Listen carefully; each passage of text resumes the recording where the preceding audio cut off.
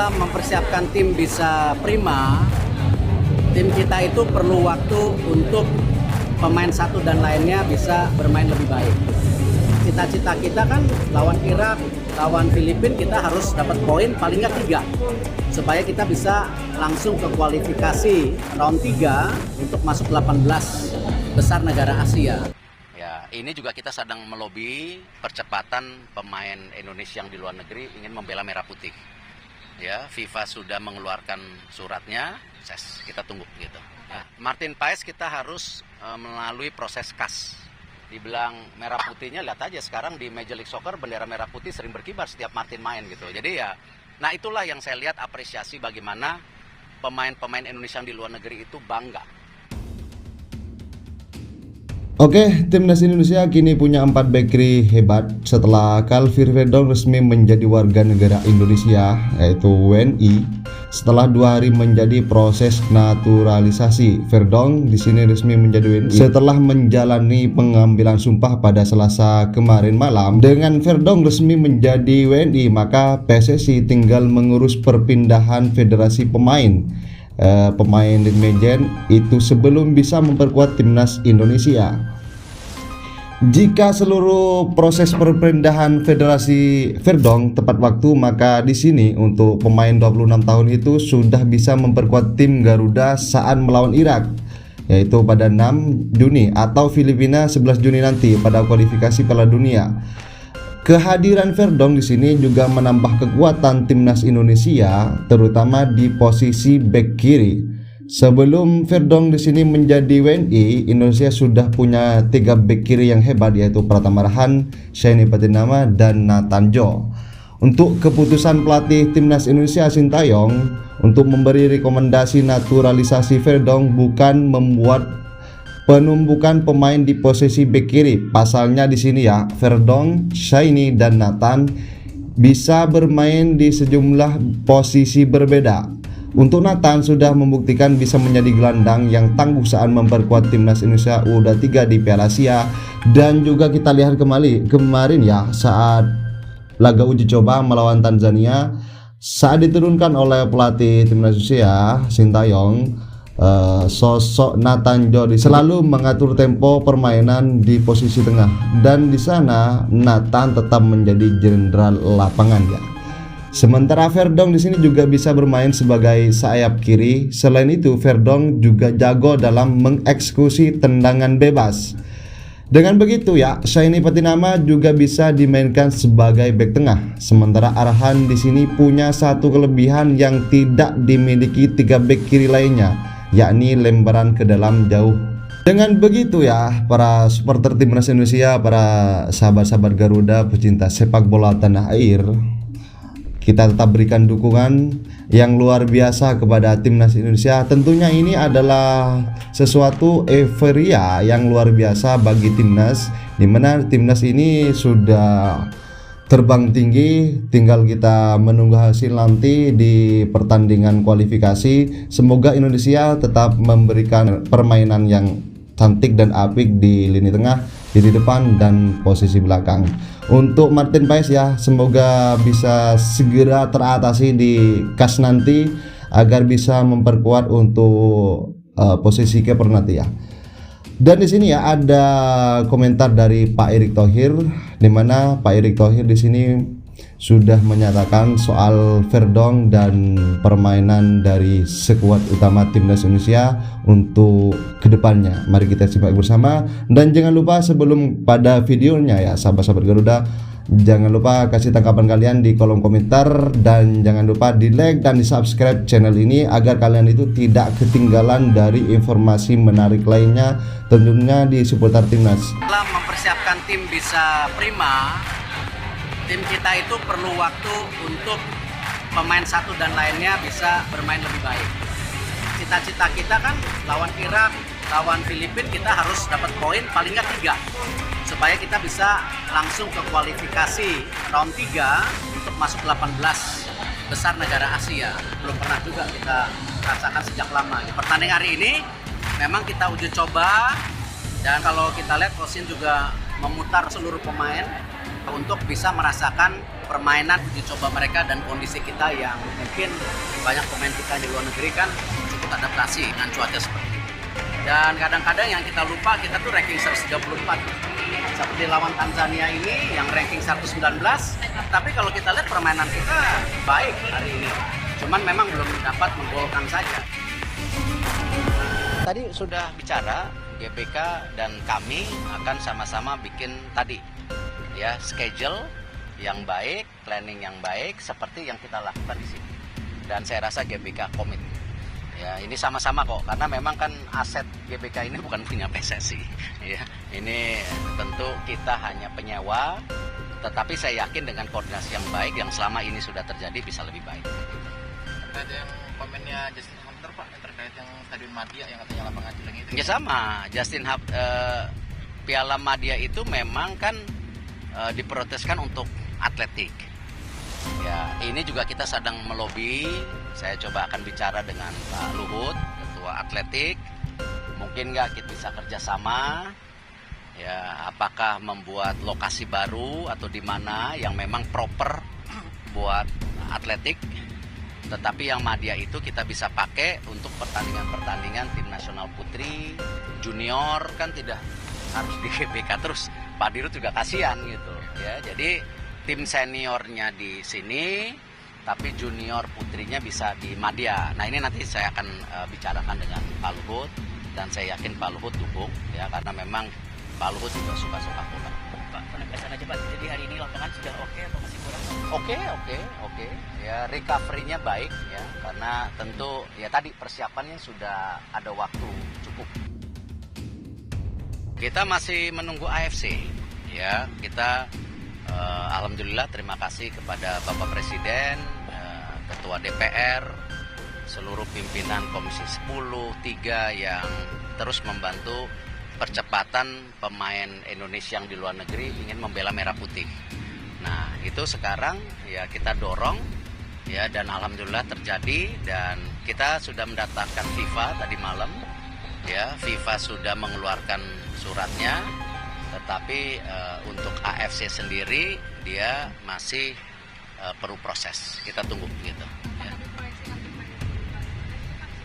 Saya nggak tahu nanti tergantung approval AFC. Ya kalau FIFA-nya tadi malam udah keluar. Ya. Terus yang Martin Paes gimana Pak update-nya? Ya Martin Paes kita harus melalui proses kas. Ya banding. Ya, dan karena itu ada dispute. Dia itu kan main di bulan November. Nah, di mana padahal jeda waktu dia bisa bermain ke negara lain tuh bulan Mei atau Juni. Tapi sebenarnya pertandingan terakhirnya itu bulan Maret. Ya, tapi karena Covid diundur November. Nah, itu. Nah, ini yang kita coba kembali appeal lah. Kita coba gitu. Karena kalau dibilang merah putihnya, lihat aja sekarang di Major League Soccer bendera merah putih sering berkibar setiap Martin main gitu. Jadi ya, nah itulah yang saya lihat apresiasi bagaimana pemain-pemain Indonesia di luar negeri itu bangga ya menjadi bagian dari kita. Jay Indes lihat bagaimana setelah masuk Serie A dia bawa bendera merah putih. Kemarin di Venezia di jembatan dia kibarkan bendera merah putih. Tadi malam kalau kita ngeliat di Perancis, rupanya ada juga penonton Indonesia di sana. Ya, jadi hal-hal ini yang kembali sepak bola harus jadi pemersatu, jangan pemecah. Jadi terus terang siang ini saya sama Pak Sekjen dengan Pak Wakil Ketua Umum juga ada rapat serius mengenai transformasi liga. Nah ini sama, ya kalau PSSI dengan GBK masalah lapangan, PSSI dengan liga, ini kan pengelolanya liga bukan PSSI sendirian. Jadi ya ini yang kita mau benar-benar liga ini harus ditransformasi. Setelah PSSI bekerja keras untuk 1 tahun terakhir ini mentransformasi tim nasional dan berhasil, ya belum maksimal. Ya. Tetapi untuk liga sekarang 1 tahun ke depan kita akan bongkar-bongkar, kita akan bersih-bersih. Ya, dan kita akan transformasi liganya. Ya, bagaimana pengelola klub ya harus sama-sama PSSI bersatu untuk menjadi yang terbaik. Ya, nggak mungkin sepak bola yang luar biasa begini masa liga di Asia Tenggara ranking 6 di bawah Filipina. Keterlaluan. Ya, Liga Asia kita ranking 28, keterlaluan. Gak ada yang salah, tapi bukan saling menyalahkan. Makanya saya minta liga ini diperbaikin. Ya, PSSI punya hak ya. Pak Sekjen, coba dijelaskan gimana kalau mengenai liga, Pak Sekjen. Jangan sampai dibilang saya otoriter. Ya? Yang ini PT LIB kita panggil meeting dengan Pak Ketum dan kita akan benahi untuk kompetisinya. Ya. Baik, mengenai naturalisasi yang ada masukan bahwa harus 60% pemain nasional. Ya, kan opini itu syah, ya. Pak Putra Nababan saya kenal baik, dia juga tokoh nasional. Nah, itulah yang kita perbaikin sekarang kan, nasionalisasi itu adalah pemain ya berdarah Indonesia. Nah, mungkin banyak teman-teman yang terpersepsikan seakan-akan nasionalisasi kita seperti yang lalu-lalu. Tidak salah. Ya, ada pemain U17 kita, U20 kita kemarin bapak ibunya dari mana ya, si Marcel? Dari Kalimantan Selatan, tapi bapak ibunya kan orang Afrika. Ya. Siapa namanya? Sudan. Bapak ibunya Sudan, lahir di sini. Punya KTP, dia orang apa ya? Ya orang kita udah lahir di sini gimana ya kan? Nah, jadi kita juga mesti membuka wacana bahwa olahraga ini makin global. Ya, tetapi kita punya strategi besar bahwa namanya naturalisasi adalah pemain berdarah Indonesia. Ya. Dan kepentingan tim nasional bukan klub. Dulu naturalisasi banyak kepentingan klub. Begitu dinaturalisasi, dipakai tim nasional, ogah-ogahan, gitu kan. Tetapi main di klub seger, ya, dan kualitasnya tidak standar tim nasional. Nah, ini nggak bisa, ya. Memang sepak bola ini rumit, perlu diperbaikin gitu. Kita mesti punya 150 pemain yang kelasnya sama, yaitu 2x11 di tim senior kelasnya sama, lalu 3x11 di U22, U23 kelasnya sama, dan seterusnya. Artinya apa? Ya pemain-pemain tim nasional ya ketika dipanggil ya dia harus bangga. Kalau tidak ada kebanggaan jangan.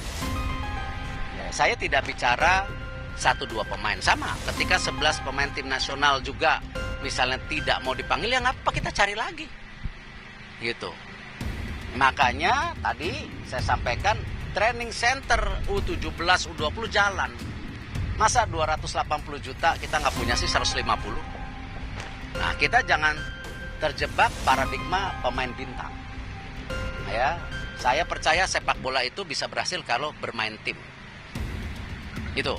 Ini bukan permainan 1-2. Kan kemarin kan kadang-kadang juga, ini Pak Erik kritik pemain titik-titik, pemain. Enggak. Karena saya percaya yang 11 di lapangan itu yang main bukan 1-2. Nggak mungkin. Nah, ini yang saya mau prinsip bahwa tim nasional punya marwah yang besar. Ya, pemain-pemain yang dipanggil tim nasional juga harus mau punya marwah yang sama. Ya, yang visinya tidak sama, yang karakternya tidak sama, nggak apa-apa, nggak usah. Kita cari lagi yang lain. Banyak anak-anak Indonesia yang ingin jadi tim nasional kok. Gitu. Bilang, mohon maaf kepada fans, supporter, kalau tim nasional kita sekarang diperketat, bukan tidak apresiasi kepada fans dan supporter. Karena memang ya tim nasional kita ini harus dijaga. Tadi kita ini belum punya 2x11. Artinya kalau ada yang sakit, cedera, kartu kuning seperti kemarin waktu kita main away di Vietnam, tipis timnya. Nah, itu yang kita harus jaga. Ya ini mohon maaf, dan tentu target terakhir ya, target sama Irak ya, kita sama PSSI, tim nasional, pokoknya ini ada 2 game. Indonesia lawan Irak, Indonesia sama Filipina, kita ingin mengambil poin sebanyak-banyaknya, dan 3 poin ini paling penting secepatnya ya, supaya kita bisa mempersiapkan untuk tim senior ini buat kualifikasi round 3, di mana itu kan sudah main Agustus, September, Oktober ya, nanti Maret Juni tahun depan 10 pertandingan ya harus disiapkan dari sekarang. Dan izin bulan Agustus kita tidak main di GBK ya karena ada kedatangan tamu negara ya Sri Paus ya. Jadi kita akan bermain nanti di Surabaya. Ya, kita pindah lokasi karena ini kembali jangan juga menjadi polemik ya. Enggak, emang ini tamu negara ya, tokoh dunia ya, kita harus ya mengerti.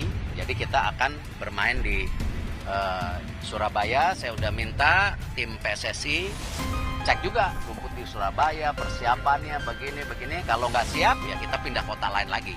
Banyak kok kota. Sekarang pemerintah sudah renovasi 22 stadium, sudah 8. Kemarin FIFA sudah ngecek stadionnya, sudah ada green light, ini stadion-stadion bagus ya. Kita banyak opsi sekarang. Negara ini kaya, tinggal perlu manajemen yang baik. Ya.